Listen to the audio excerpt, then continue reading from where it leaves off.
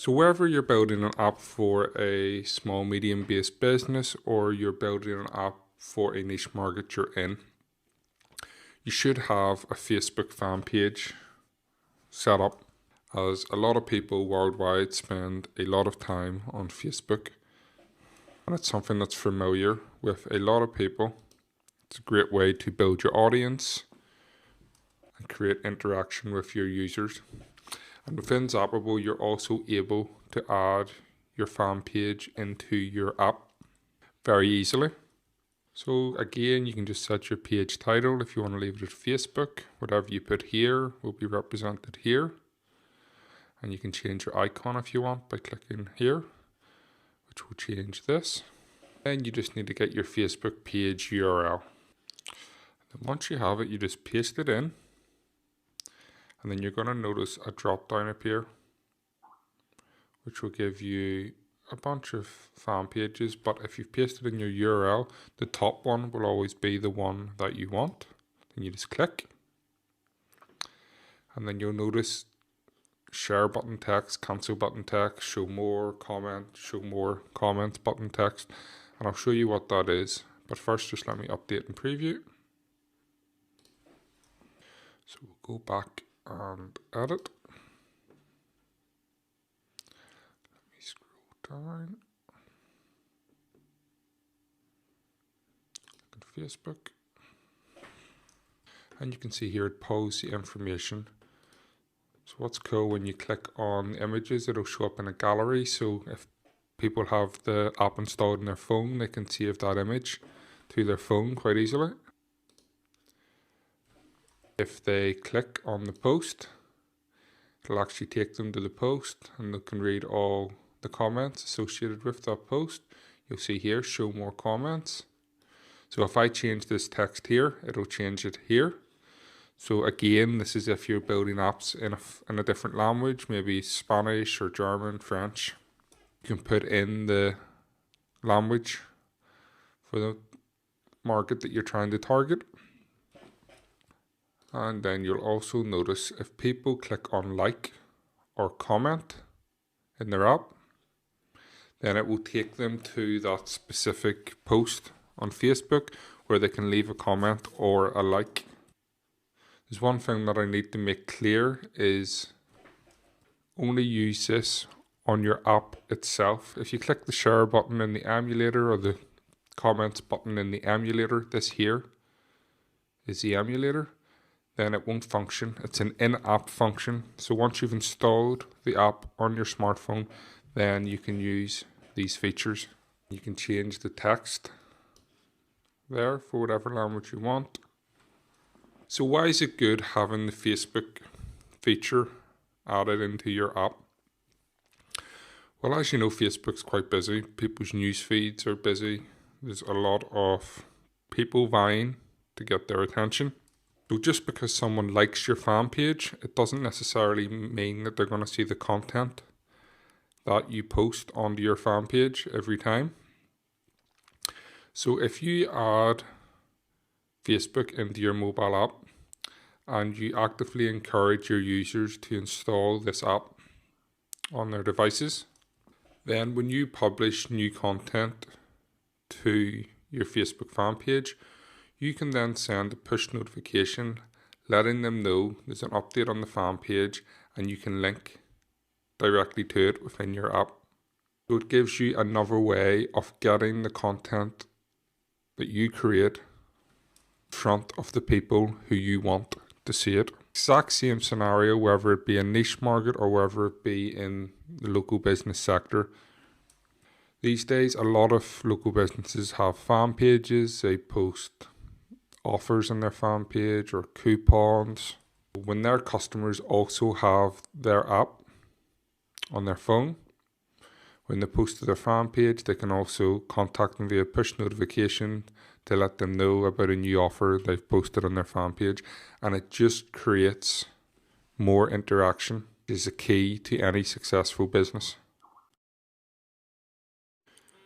So as with Facebook, Twitter as well is another way for you to display Twitter feeds within your mobile app, which will again keep users up to date with what's going on. It doesn't matter whether you've built a fan app where you're gathering up all the information regarding a certain team or celebrity or within a certain niche. And add all these different Twitter feeds to be sort of a hub, like a central hub of information. It's the same process. It's very simple to do to add Twitter. You just simply enter in the username. So for this, we will stick with the Packers. Just put in @ and then the username. Or you can do it via search, so you can display Twitter feeds based on keywords, or you can display it based on lists which users create. The most usual ones I do are search and user. The good thing about search is it allows you to update your feed on trends. So what's cool is when your app's published, you can come back into your dashboard at any time, change the search query, and it will update accordingly on your app dynamically. So Twitter is great across the board. It helps provide good value to users of your app. So let me just update and preview, and then I will show you what the Twitter looks like. So we'll scroll down to Twitter, and you can see how it displays. People can click. They'll be able to see pictures of people upload to Twitter as well.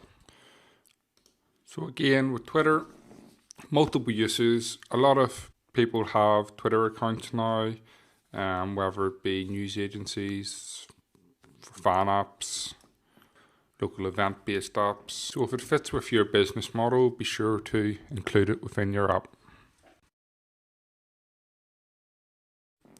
Again, with Instagram, it's a way for you to centralize all your social networks, or centralize all social networks that fans might want to see, or people interested in the particular niche market you're in want to see, or if you're building apps for local business, maybe they have an Instagram feed as well, which you can put into the app for them.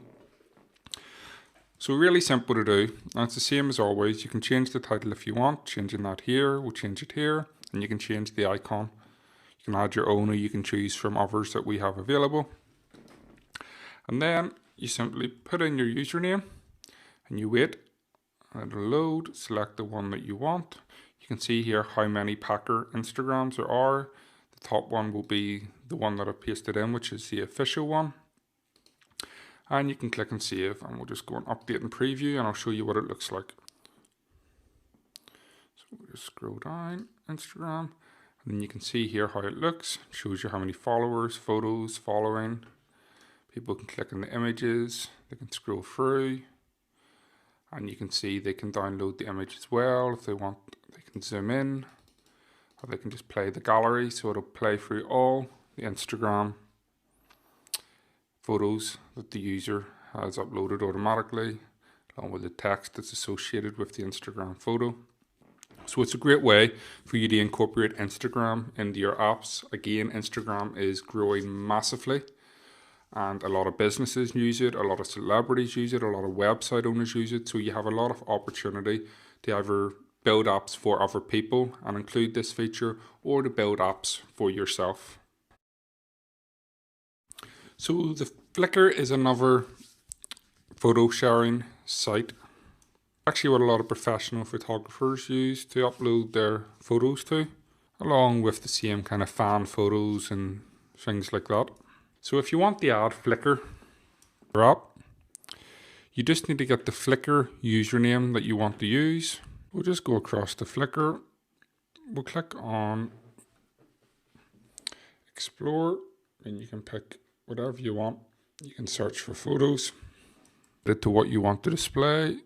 So if I just click on this, you'll see here, I've got his username. So if I just click on it, there's his username. And then I'll look at his albums, because this is important, so I know which album I want to pick. I'll just go back to Zapable, I'll enter in the username, and then I can select the album I want. So if I look back here, explored, so I'll select explored, and then it will get the photos related to that album into my account.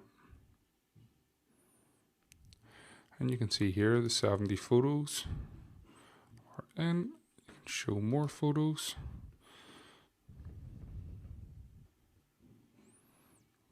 This is in the call with Flickr. So depending on how many photos you have, depends on how long it will take. And you can see here, so I'm just going to click on save, update and preview, and I will show you how it looks within the app. It's very similar to the image gallery, except it's pulled from Flickr. Now, everything you see is an opportunity to build apps for people. People who have an Instagram account, it's an opportunity to build apps for them. People who have popular fan pages, you can build apps for them. People who have Flickr, you can build apps for them. It's a way in the door with people. And it's a good entry point, so you can do a quick mock-up and show examples. Again, we'll discuss more about this in training. And again, people can just click on photos. They can play the slideshow. They can slide through. It's purely up to them. They can download the photos to their phone and turn their phone into landscape mode, so it'll make the photos go full size. So if you have a Flickr account, or you're building an app for someone with Flickr, or you want to build an app with someone with Flickr, it's a great little addition that you can add into your apps.